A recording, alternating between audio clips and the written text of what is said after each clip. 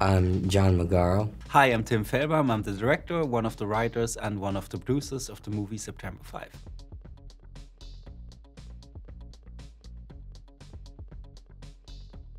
Yeah, I was generally researching about what happened on that day. I've been interested in the topic for quite some time. What initially, actually, I first learned about what happened on that day in Munich when I watched a documentary called One Day in September by Kevin MacDonald. I also studied in Munich. I went to film school there. And in Munich, even after all these years, this story is quite present. Then we actually more and more learned what an important role the media played, what I didn't know before. As we got deeper into research into that area, we were lucky enough to find an eyewitness, Jeffrey Mason. That's a character played by John Magaro in the movie. We had a short Zoom conversation scheduled with him, and that was suddenly like a 2-hour conversation where he got really into deep and really remembered everything that he experienced as he was working as a young rookie for ABC Sports and was there in that control room and experienced life. I thought it was a unique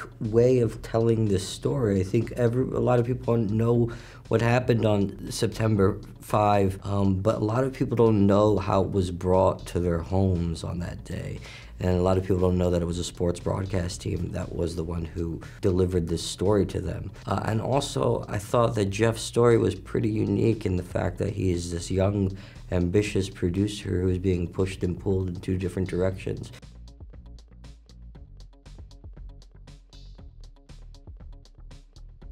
Yeah, it was a complicated process. So we had, for example, we didn't want to show anyone who really lost their life on that day out of respect. So we recreated a lot in the original setting, actually, at the Olympic Village. And then, of course, the scenes in the control room are our stage scenes. But when we see McKay, that's real footage, because that also we figured out quite early on that we can't recreate that or we didn't want to recreate that with an actor. For me, actually, he's part of the ensemble, right? And so for us, it was essential that our cast could actually interact in a way with the real McKay on these monitors. For me, the preparation was about getting into control rooms, learning the language, learning what it means to call a live broadcast, feeling that atmosphere of a sports journalist. Learning that was really what got me into the mindset and prepared me to be able to play Jeff Mason.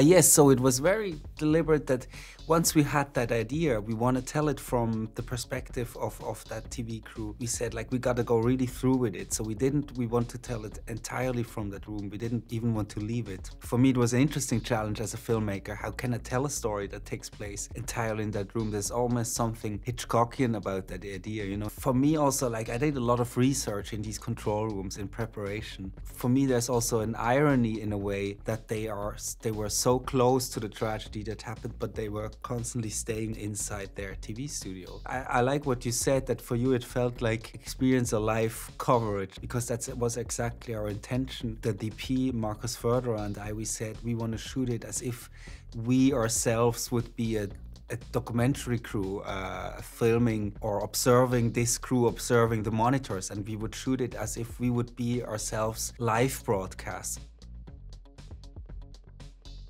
I have no idea. Has he? Do you know? I have no clue if he's seen the movie or not. No. No, I don't know, unfortunately. I would absolutely love to hear his opinion on it. Yeah, if you know him, please tell him. If they shoot someone on live television, whose story is that?